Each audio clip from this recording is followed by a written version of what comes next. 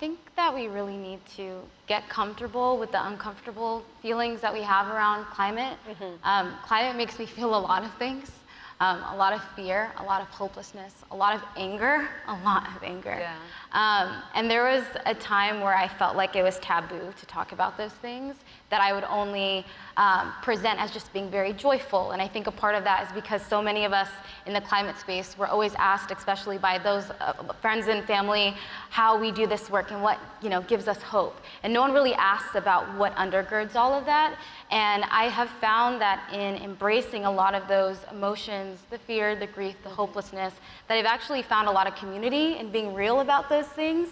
And I've also realized that they're all rooted in a deep radical love that I have for my community, that I have for myself, that I have for our collective ecosystems. And I think we also have to recognize that all those emotional responses are very natural. What's going on is very unnatural, but it's a very natural response to world systems that have placed people and planet on the back burner.